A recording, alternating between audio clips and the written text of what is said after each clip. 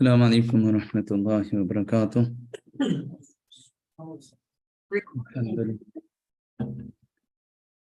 الحمد للہ رب العالمین والصلاة والسلام علی اشرف الانبیاء وخاتم المرسلین نبینا محمد صلی اللہ علیہ وآلہ وسلم وعلی آلہ واصحابہ اجمعین۔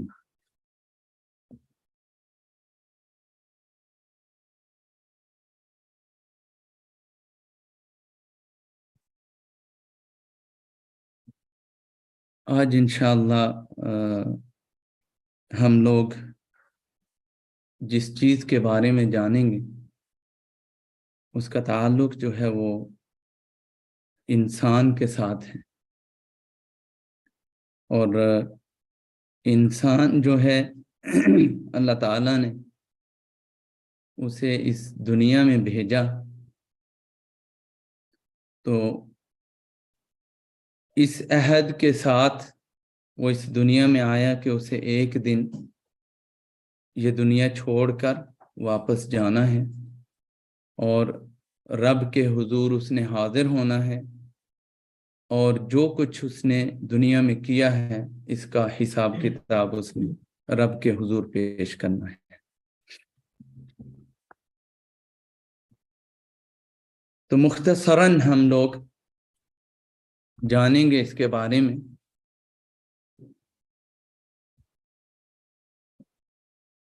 یہ جو انسان جو ہے وہ بیسیکلی 3 ادوار سے گزرتا ہے، 3 دار ہیں اس کے، یہ سمجھ لیں کہ اس کے 3 مسکن ہیں، 3 رہنے کی جگہ ہیں۔ اس میں پہلا ہے دار الدنیا، اور دوسرا ہے دار البرزخ، اور تیسرا ہے دار الآخرہ۔ یہ 3 مراحل ہیں جن سے انسان جو ہے اسے گزرنا ہے۔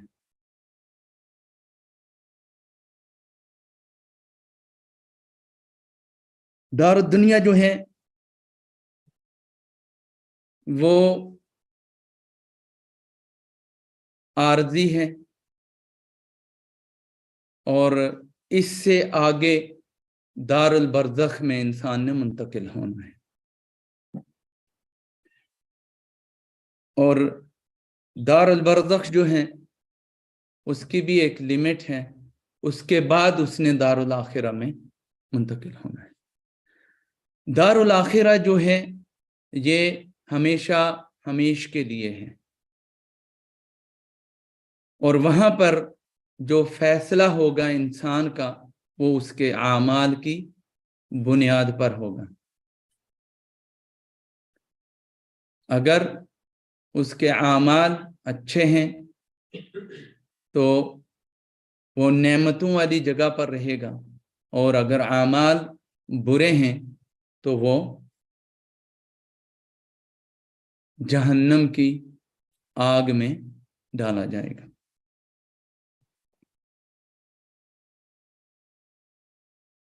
انسان جو ہے ابن آدم، یہ اصل میں روح اور جسد کے درمیان ایک تعلق ہے۔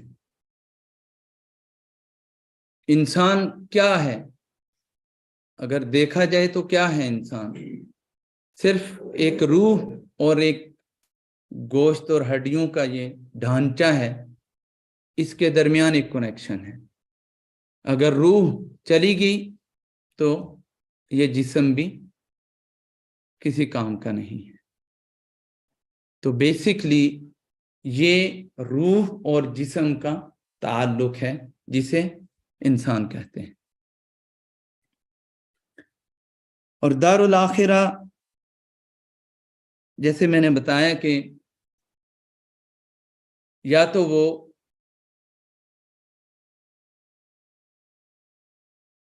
ہمیشہ ہمیش کی جنتیں ہیں، یا پھر ہمیشہ ہمیش کے عذاب یعنی جہنم۔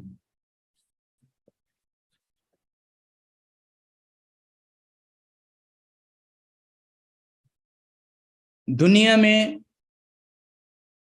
انسان جب آتا ہے اور یہاں سے رخصت ہوتا ہے تو دنیا جو ہے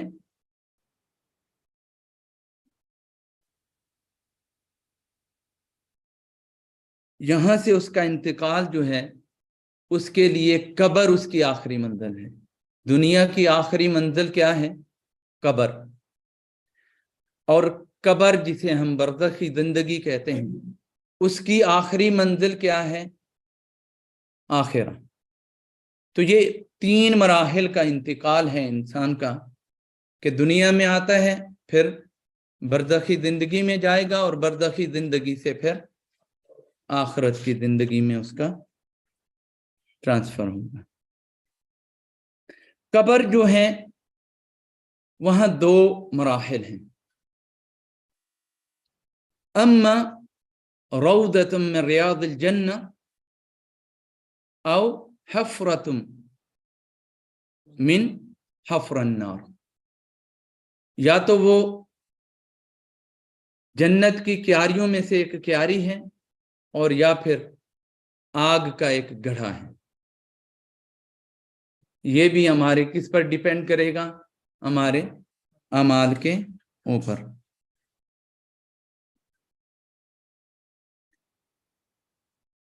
موت جو ہے اس سے کیا سمجھتے ہیں کہ معاملہ ختم ہو جائے گا؟ انسان اگر مر جاتا ہے تو اس کا معاملہ ختم ہو جائے گا؟ نہیں. مرنے سے معاملہ ختم نہیں ہوگا، بلکہ اس سے اگلا جو سلسلہ ہے وہ چل پڑے گا، جسے ہم برزخی زندگی کہتے ہیں. وہاں سے پھر آگے سلسلہ اور چلے گا آخرت تک.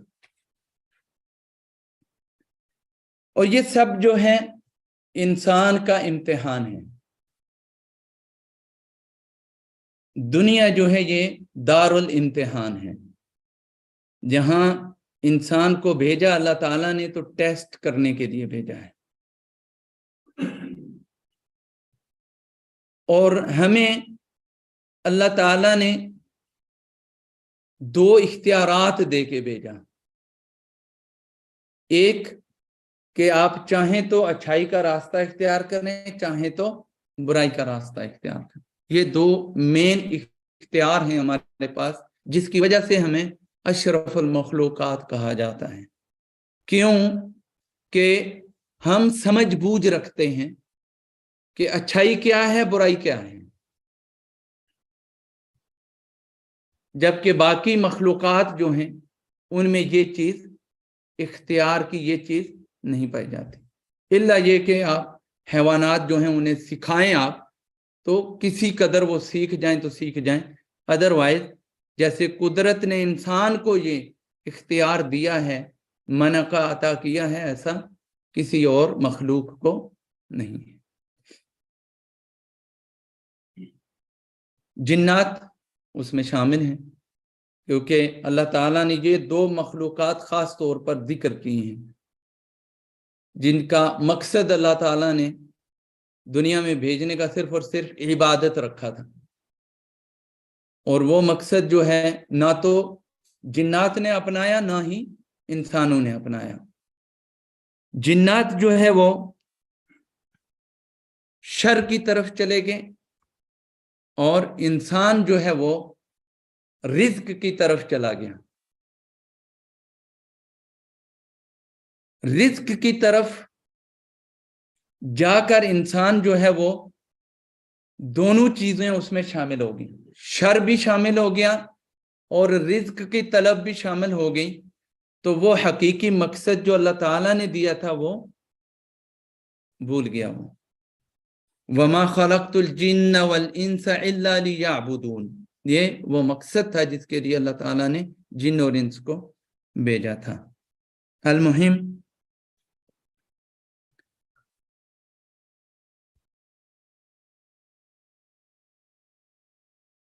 اللہ سبحانہ وتعالی نے سورہ ملک کی آیت نمبر 2 میں ارشاد فرمایا الذی خلق الموت والحیات لیبلوکم अय्युकुम अहसनु अमला। अगर हम ये आयत को समझ जाएं तो हमें पता चल जाता है कि अल्लाह ताला ने हयात और मौत जो है इसको अगर बनाया है तो सिर्फ और सिर्फ टेस्ट के लिए, अय्युकुम अहसनु अमला, तुम में से अच्छे अमाल करने वाला कौन है।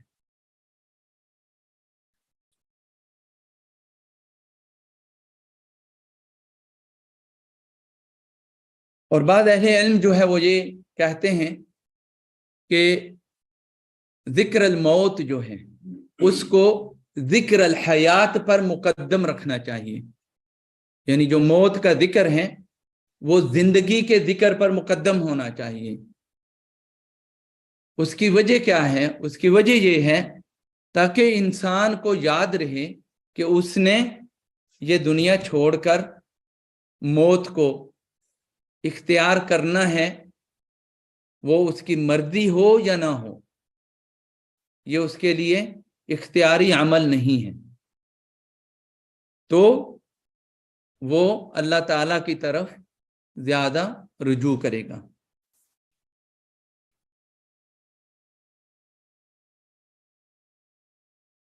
सूरह अनकबूत आयत नंबर 64, इसमें रब करीम ने इरशाद फरमाया, व इन्न दार अल आखिरत लहियल हयावान लौ कानू यालमून।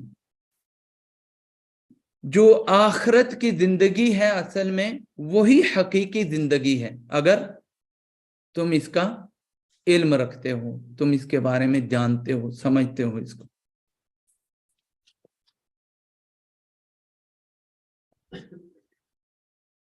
और इस दुनिया में कोई कितना भी जी ले, कितनी लंबी से लंबी उम्र पा ले, आखिर में उसे मौत का जायका जो है वो चखना पड़ेगा।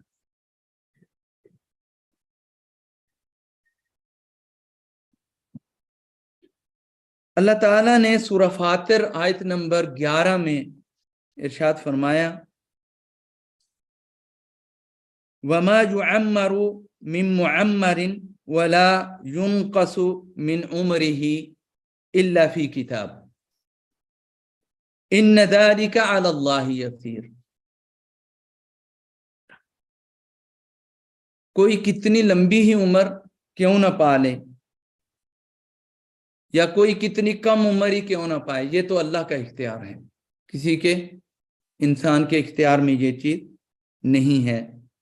और फिर सूरह अर्रहमान में फरमाया, वयबका वजहु रब्बिका ज़ुल जलाली वल इकराम।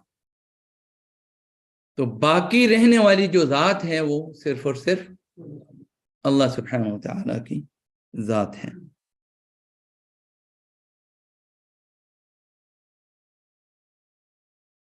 इंसान जो है इसके लिए अल्लाह ताला ने इसकी आसानियों के लिए, इसकी आखिरत की बेहतरी के लिए बहुत सारे ज़राए पैदा किए। वो कौन से ज़राए हैं? इंसान को अच्छे अमल करने का अल्लाह ताला ने बताया, नेक काम करने चाहिए उसकी तलकीन की गई है। तो ये चीजें जो हैं इंसान के ऊपर आजमाइशें आती हैं, बीमारियां आती हैं, परेशानियां आती हैं, तो अगर ये मसाइब और परेशानियां इंसान पर ना आए तो क़यामत के दिन सारे इंसान जो है वो मुफलिस होके उठेंगे, अल्लाह के सामने रहेंगे, मुफलिस हो जाएंगे। नबी सल्लल्लाहु अलैहि वसल्लम ने सहाबा से पूछा था ना कि मन इल मुफलिस, मुफलिस कौन है? तो किसी ने कहा कि वो ला दरहम वाला दीनार, कि जिसके पास धर्म और दीनार नहीं है, माल और मता नहीं है। तो नबी सल्लल्लाहु अलैहि वसल्लम ने फरमाया कि नहीं, मुफलिस वो है कि क़यामत के दिन वो अल्लाह के हुजूर आएगा, उसने इसका माल मारा होगा, उसका हक मारा होगा, اس کا حق چھینا ہوگا، اس کی زمین ہڑپ کی ہوگی، اور وہاں پر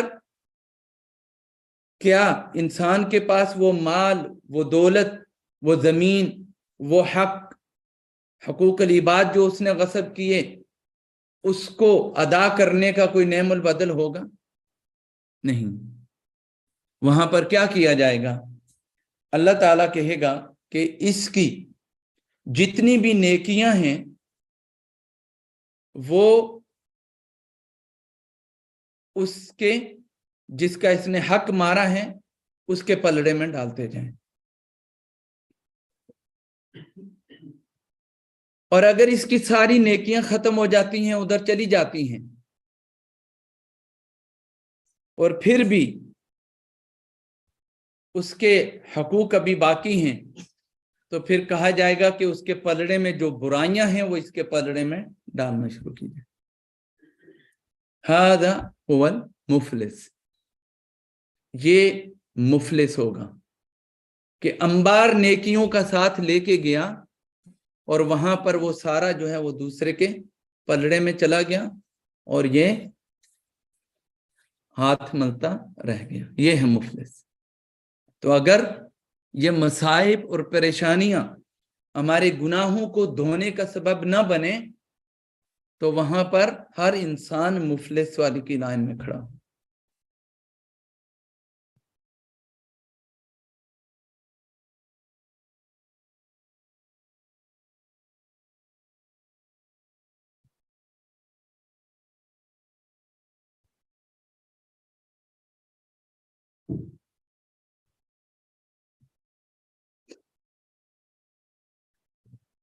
تو انسان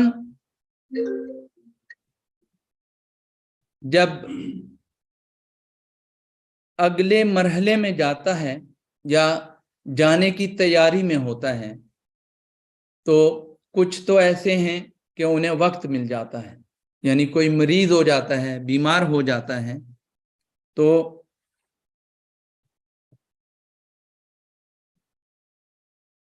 اس کو تھوڑا موقع مل جاتا ہے،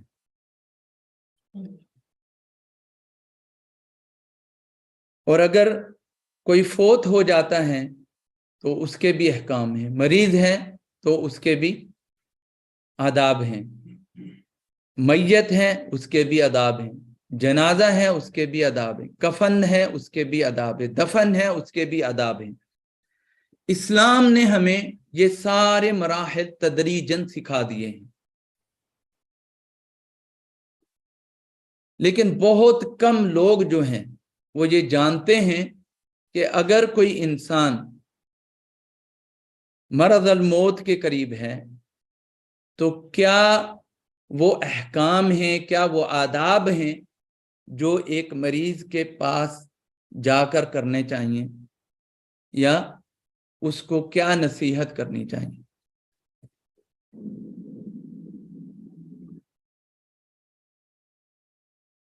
ابن القیم رحمہ اللہ کہتے ہیں کہ یہ نبی صلی اللہ علیہ وآلہ وسلم کا بہت بڑا ہدیہ ہے انسانیت کے لیے، مسلم امہ کے لیے، کہ آپ صلی اللہ علیہ وآلہ وسلم نے انسان کے پیدا ہونے سے قبر میں اتارنے کے بعد تک کے مراحل جو ہیں اس کے بارے میں تفصیل سے بتا دیا ہے، اور یہ بہت بڑا احسان ہے مسلم امت کے اوپر نبی صلی اللہ علیہ وسلم۔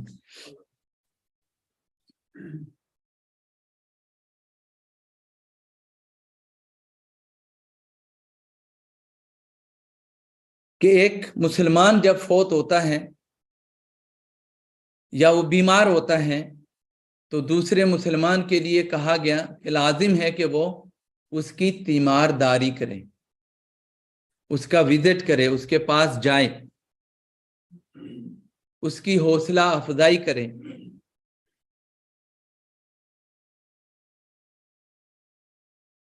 اور اگر وہ فوت ہو جاتا ہے تو اس کے غسل کا انتظام کرے، اس کے کفن کا انتظام کرے، اس کے دفن کا انتظام کرے، تو یہ چیزیں جو ہیں مسلمانوں پر لازم آتی ہیں کہ جب کوئی انسان ان مراحل میں داخل ہو جائے تو وہ لوگ جو صحت مند ہیں ان کو چاہیے کہ وہ اس کا خیال رکھیں۔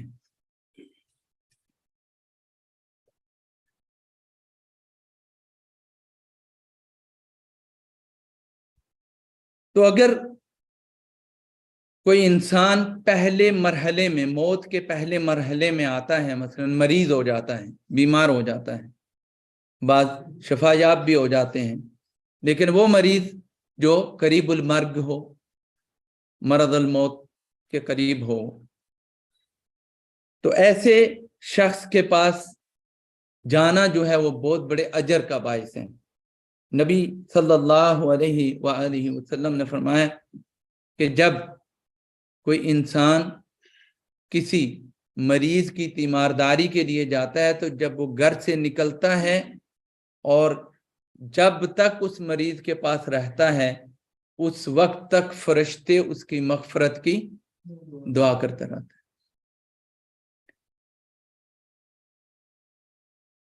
مریض کے پاس انسان پہنچ گیا تو اس کو چاہیے کہ وہ کچھ آداب اور احکام جو ہیں ان کا خیال رکھے۔ مریض کو حوصلہ دے اور اس کو اچھی نصیحت کرے، اگر وہ ہوش و آواز میں ہے تو اچھی نصیحت کرے،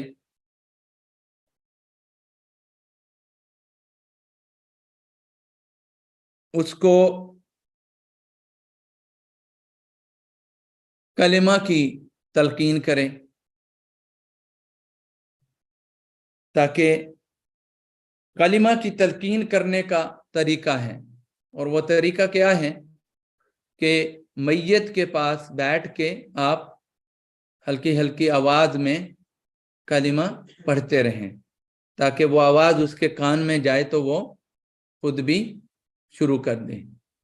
بہت زیادہ زور سے بھی نہیں پڑھنا چاہیے کہ اس سے ہو سکتا ہے میت کو تکلیف ہوتی ہو، اور اس کو فورس بھی نہیں کرنا چاہیے کیونکہ وہ ایسی حالت میں ہوتا ہے کہ تکلیف کے عمل میں ہوتا ہے تو ہو سکتا ہے کہ وہ انکار کر دے۔ تو ان چیزوں سے اجتناب کرتے ہوئے اس طرح آواز میں پڑھیں کہ اس پر بوجھ بھی نہ بنے وہ، اور وہ بھی جو ہے آہستہ آہستہ اپنا دہرانے کی کوشش کریں۔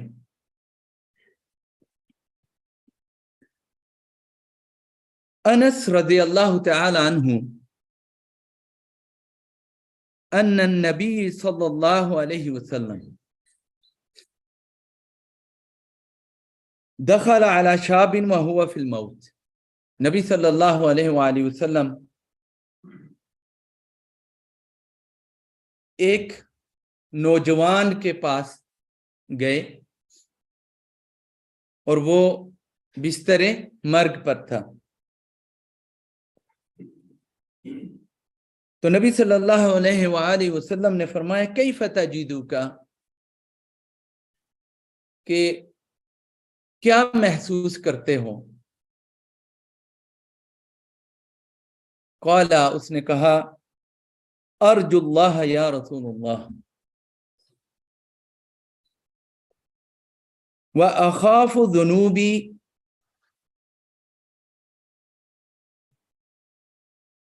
کہ اللہ کے رسول صلی اللہ علیہ وآلہ وسلم مجھے اللہ کے حضور پیش ہونے سے ڈر لگتا ہے، اخاف ذنوبی، میرے جو گناہ ہیں ان گناہوں کی وجہ سے مجھے اللہ کے سامنے پیش ہونے سے ڈر لگتا ہے۔ فقال رسول اللہ صلی اللہ علیہ وسلم لا يجتمعان في قلب عبد في مثل هذا الموطن، کہ کسی انسان کی دل میں دو چیزیں جمع نہیں ہوں گی. کیا؟ کہ وہ اللہ کا خوف بھی رکھتا ہو اور اللہ اس کو معاف بھی نہ کرے. الا آتاہ اللہ ما یرجو، یہاں تک کہ وہ اللہ تعالی اس کو وہ عطا کرے جو وہ چاہتا ہے.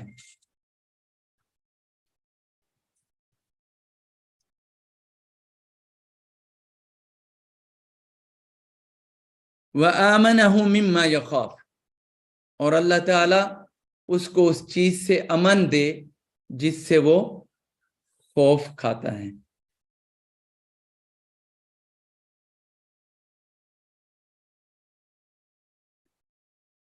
اسی طرح اگر اس کے اوپر کسی کے حقوق ہیں، حقوق العباد خاص طور پر، تو کوشش کرنی چاہیے کہ ان کا ازالہ کیا جائے، اس کی زندگی میں ہی ان کا ازالہ کیا جائے. اور اگر وہ کوئی وصیت کرنا چاہتا ہے تو اس کی وصیت کو نوٹ کیا جائے. وصیت کے الگ سے احکام ہیں کہ کوئی شخص اپنے مال کی کتنی وصیت کر سکتا ہے، تو 1/3 اس کو وصیت کرنے کی اجازت ہے. 1/3 اس کو اپنے مال کی وصیت کرنے کی اجازت ہے. یعنی اگر کسی شخص کے پاس 9 لاکھ روپیہ ہے تو وہ 3 لاکھ کی وصیت کر سکتا ہے، اس سے زیادہ کی وصیت نہیں کر سکتا. وصیت وہ اسی صورت میں کر سکتا ہے کہ اگر اس کے ذمہ کوئی حقوق ہیں، قرض ہے، لین دین ہے، تو وہ کلیئر کیا جائے، اس کے بعد اس کی وصیت جو ہے وہ نکالا جائے. تو اس سے زیادہ وصیت جو ہے وہ جائز نہیں ہے. اور اگر کوئی اس طرح کی وصیت کرتا ہے، جیسے عموماً ہمارے معاشرے میں دیکھنے میں آتا ہے کہ انسان جب فوت ہو جاتا ہے تو پتہ چلتا ہے جی اس نے یہ وصیت کی تھی کہ میری ساری جائیداد جو ہے وہ میرے فلاں بیٹے کو ملنی چاہیے. یہ وصیت کر کے کیا ہے؟ تو نبی صلی اللہ علیہ وآلہ وسلم نے کہا کہ ایسی کوئی وصیت جو ہے وہ قابل قبول نہیں ہے. تو وصیت جو ہے وہ معروف میں ہے، اور معروف کیا ہے کہ وہ اپنی مال کا، اپنی جائیداد کا تیسرا حصہ جو ہے وہ وصیت کر سکتا ہے. ٹھیک ہے؟ تو اگر ایسا ہے وہ وصیت کرنا چاہتا ہے، اس کی وصیت کو نوٹ کیا جائے، جو جائز وصیت ہو اس پر عمل کیا جائے.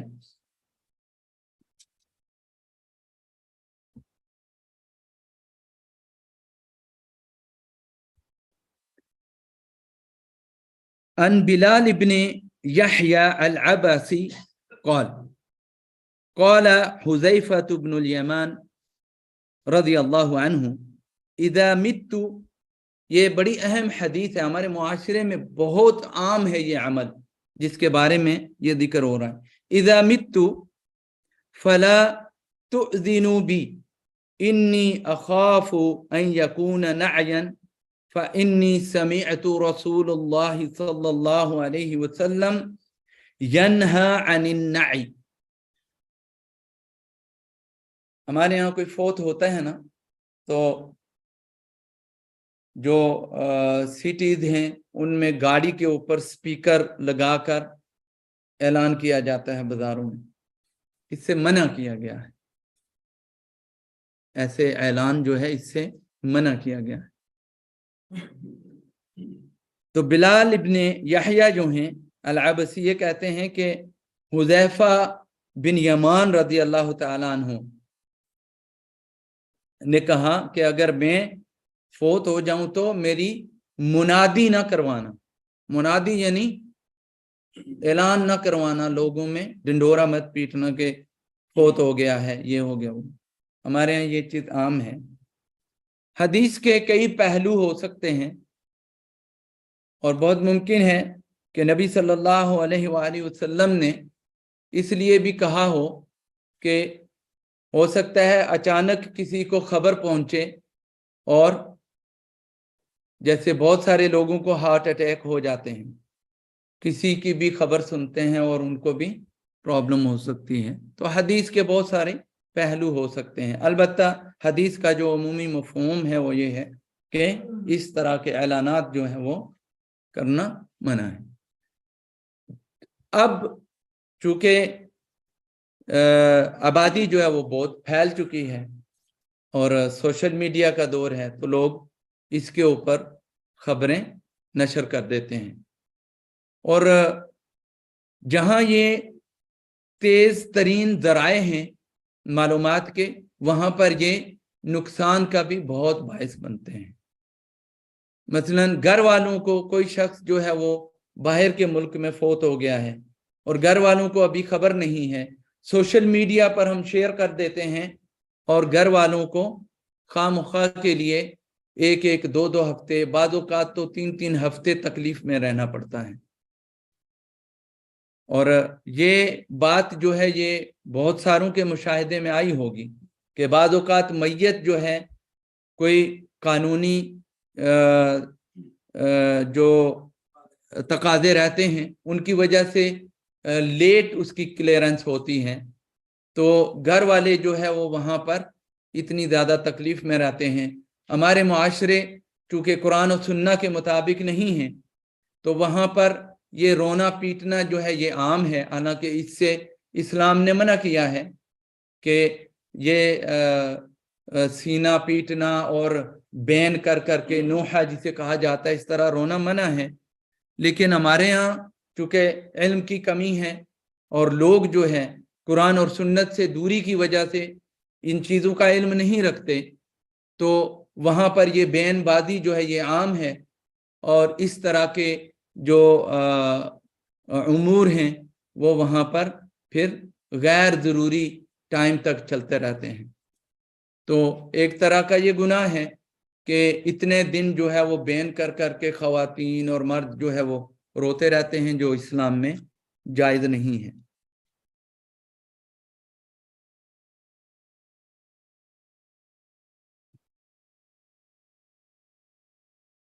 تو مریض کو تلقین کرنے کے بارے میں میں نے بتایا ہے، نبی صلی اللہ علیہ وآلہ وسلم نے فرمایا، صحیح مسلم کی یہ روایت ہے، لقنوا موتاکم لا الہ الا اللہ، کہ اپنے جو فوت ہونے والے ہیں انہیں آپ لا الہ الا اللہ کی تلقین کرتے رہو، اور اگر آپ اس کے پاس ہو تو فقولوا خیرا، اس کے ساتھ اچھی بلائی کی بات کرو، فإن الملائکۃ یؤمنون علی ما تقولون، کہ آپ اگر کوئی شخص فوت ہو جاتا ہے تو اس کے بارے میں اچھائی بیان کرو، اس کی اچھائیاں بیان کرو۔ ہمارے معاشرے میں کیا ہے کہ کوئی فوت ہو جاتا ہے تو بڑی دیدہ دلیری سے اس کی برائیاں بیان کی جاتی ہیں، اور بعد میں دینی نکتہ پیش کرتے ہیں کہ جی یہ اس سے لوگوں کو نقصان ہو رہا تھا، اس کی وجہ سے اسے بیان کیا جا رہا ہے۔ تو ایسا صحیح نہیں ہے، اسلام نے اس چیز سے قطعاً منع کیا ہے کہ اگر کوئی شخص فوت ہو جاتا ہے تو اب اس کا اور اس کے رب کا معاملہ ہے، اگر آپ کو کچھ اس کا ذکر کرنا ہی ہے تو اچھے لفظوں میں اس کا ذکر کرو، کیونکہ فَإِنَّ الْمَلَائِكَةَ يُؤَمِّنُونَ عَلَى مَا تَقُولُونَ، کہ آپ جو کچھ کہتے ہو فرشتے جو ہے اس کے اوپر آمین کہتے ہیں، فرشتے اس کی شاہد بن جاتے ہیں۔ اب اگر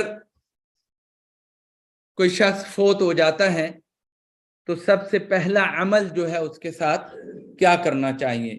اگر اس کی روح جو ہے وہ جسم سے نکل جاتی ہے تو بہت سارے جگہوں پر یہ دیکھنے میں آیا ہے کہ میت کی جو آنکھیں ہیں وہ کھلی رہ جاتی ہیں، پھٹی رہ جاتی ہیں، یعنی پھٹی سے مراد یہ ہے کہ اس کی آنکھیں ضرورت سے زیادہ کھلی ہو جاتی ہیں، تو اس کی آنکھیں جو ہیں وہ بند کرنی چاہیے، उसकी आंखें बंद करनी चाहिए। मैयत का मुंह खुला रह जाता है, मुंह को बंद करना चाहिए, ठीक है।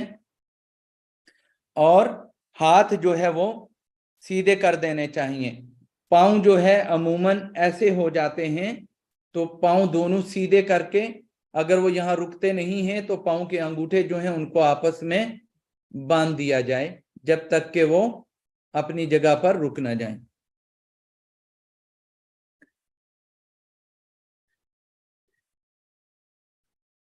उम्मे सलीमा रज़ी अल्लाह तआला अन्हा कहती हैं कि फ़ाइज़ा क़ज़ा व अस्लम अर्रूह व असल्लम अर्रूह, अगर कोई फौत हो जाता है और उसकी रूह जो है वो परवाज कर जाती है,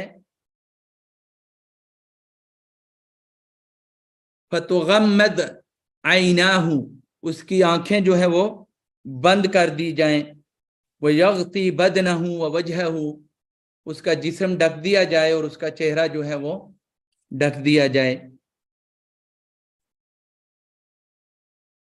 और उम्मे सलमा जो है वो कहती हैं कि दखला रसूलुल्लाह सल्लल्लाहु अलैहि वसल्लम अला अबी सलमा वक़द शक्का बसरहु, जब अबी सलमा जो है वो फौत हुए तो नबी सल्लल्लाहु अलैहि वसल्लम वहाँ पर आए तो देखा शक्का बसरहु, उनकी आंखें खुली हुई थी, फ़अग़मदहु, आपने उनकी आंखें जो है वो बंद कर दी। सुम्मा क़ाला इन्ना रूह इज़ा क़ुबिदा तबिअहुल बसर, कि जब रूह कब्ज़ की जाती है तो आंखें जो है वो उसका पीछा करती हैं, आंखें उसका पीछा करती हैं, तो इसलिए वो खुली की खुली रह जाती हैं।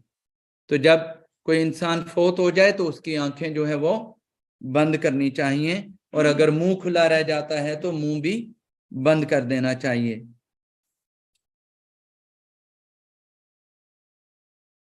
और फिर कहा कि ला तदउ अला अनफुसिकुम इल्ला बिखैरिन फ़इन्नल मलाइकता युअम्मिनून अला मा तक़ूलून, जो मैंने बताया है कि अगर मैयत के बारे में आपको बात करना ही है तो उसकी अच्छाइयाँ बयान करें, क्योंकि फरिश्ते जो है वो इसके ऊपर शाहिद हो जाते हैं।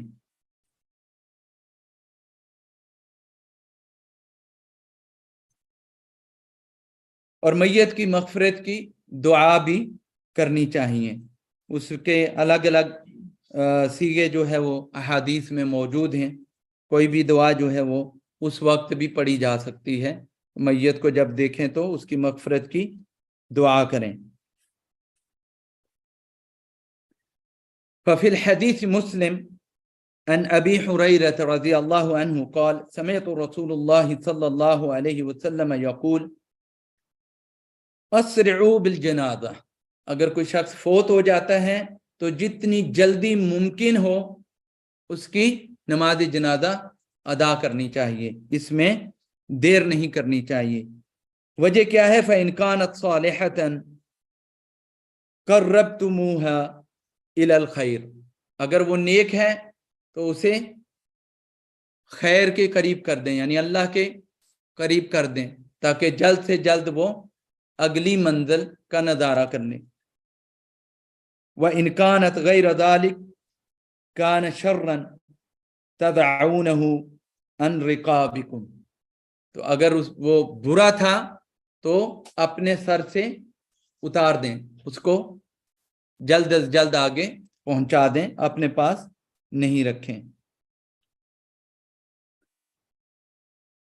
जनाजा के लिए जल्दी करनी चाहिए, और अगर बावजूद किसी उज़र के देर हो जाती है तो कोई हरज नहीं है, आप देर भी कर सकते हैं। जैसे मैंने जिक्र किया कि अगर किसी मुल्क में, बाहर के मुल्क में फौतगी हो जाती है, या जिस मुल्क में उसी में फौतगी होती है, और कुछ केसेस हो जाते हैं एक्सीडेंटल डेथ है, और उसके ज़ाहिर है कानूनी तरीक़ाकार होता है, कोर्ट कचहरी होती है, तो अगर ऐसे मामलात हैं और इनमें मैयत के जनाजे को देर होती है तो कोई हरज नहीं है, देर से भी जनाजा हो सकता है। باہر کے ممالک سے اگر میت جو ہے دوسرے ملک میں جاتی ہے اور اس میں اگر جنازہ میں دیر ہوتی ہے تو کوئی حرج نہیں ہے، پڑھ سکتے ہیں لیٹ بھی جنازہ۔ اس کے بعد جو میت کے دوسرا مرحلہ آتا ہے فوت ہونے کے بعد، تو وہ ہے غسل کا مرحلہ۔ تو غسل جو ہے وہ بہتر یہ ہے کہ میت کے جو اقارب ہیں، جو عزیز و رشتہ دار ہیں میت کے، جو نہایت قریبی ہوں، اولاد میں سے ہو، والدین میں سے ہو، بھائیوں میں سے ہو کوئی، تو وہ غسل دے، یہ سب سے بہتر ہے۔ ام عطیہ رضی اللہ تعالی عنہ کہتی ہیں کہ دخل علینا رسول اللہ صلی اللہ علیہ وسلم ونحن نغسل ابنته زینب، ہم نبی صلی اللہ علیہ وآلہ وسلم کی بیٹی زینب کو غسل دے رہی تھی۔ فقال، نبی صلی اللہ علیہ وآلہ وسلم نے فرمایا،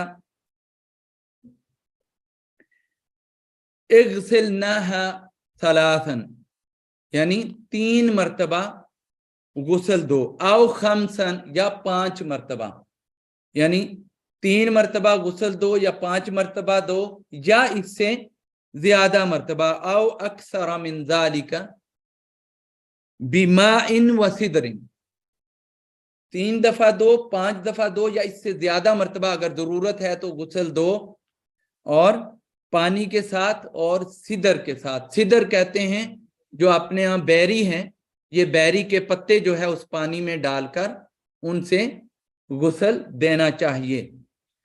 جو رقیہ کرنے کے ماہر لوگ ہیں وہ بھی ایک رائے دیتے ہیں اس کے اوپر کہ جس کو پریشانی ہے یا اسے لگتا ہے کہ اس کے اوپر سحر یا جنات جادو یا اس طرح کا کوئی اثر ہے، تو وہ بیری کے پتے لے کر وہ پانی میں ڈال لے اور اس سے غسل کرے۔ ایک طریقہ یہ ہے کہ وہ رات کو ڈال کے رکھ دے اور دن میں غسل کر لے، یا وہ اس کو بوائل کر لے تھوڑی دیر کے لیے، اور بوائل پانی جو ہے وہ کسی بالٹی میں ڈال کے پھر اس سے غسل کر لے۔ اور یہ ان لوگوں کے تجربات ہیں جو رقیہ کے ماہر ہیں، اور یہ پتے جو ہے یہ دن میں توڑنا زیادہ بہتر ہے، رات میں نہیں توڑیں۔ اگر غسل کرنا ہے کسی نے تو وہ دن میں توڑیں۔ المہم یعنی میت کو سدر بیری کے پتوں کے ساتھ غسل دینا، یہ حدیث سے ثابت ہے۔ وَجَعَلْنَا فِي الْآخِرَةِ كَافُورًا، اور آخر میں پھر ہم نے کافور جو ہے وہ لگایا باڈی کو، ٹھیک ہے۔ فَإِذَا فَرَغْتُنَّ فَآذِنَّنِي، جب آپ فارغ ہو جائیں غسل دے کے تو پھر مجھے آپ آواز دینا، مجھے بلانا۔ فَلَمَّا فَرَغْنَا آذَنَّاهُ، اور جب ہم فارغ ہوئے تو ہم نے نبی صلی اللہ علیہ وآلہ وسلم کو بلایا۔ فَأَلْقَى إِلَيْنَا حِقْوَهُ أي إِذَارًا، تو انہوں نے ہماری طرف ایک کپڑا جو ہے وہ آگے کیا، اور وہ ازار تھا، یعنی تہبند جسے ہم کہتے ہیں۔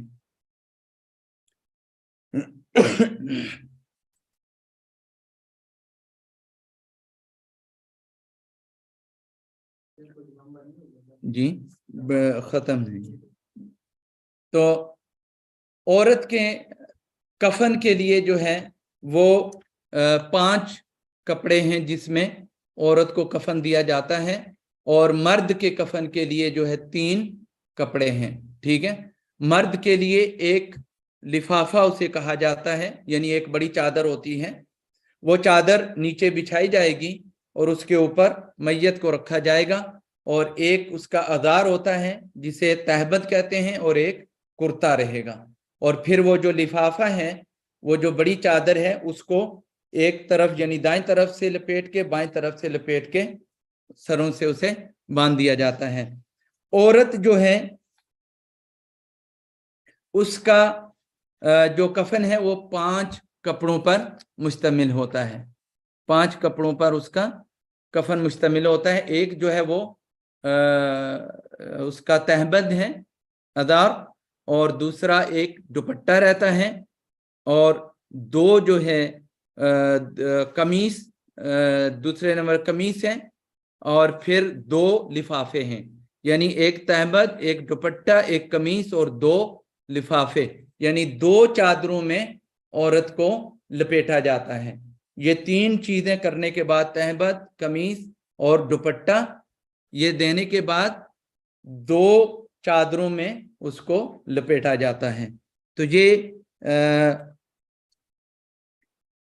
वो अहकाम थे जो मुख्तसरन बयान किए गए हैं। एक चीज इसमें मैं वादे कर दूं कि गुस्ल देते हुए अगर मैयत का कोई ऐब अगर किसी को नजर आ जाता है तो उसके ऊपर उसे पर्दा डालना चाहिए।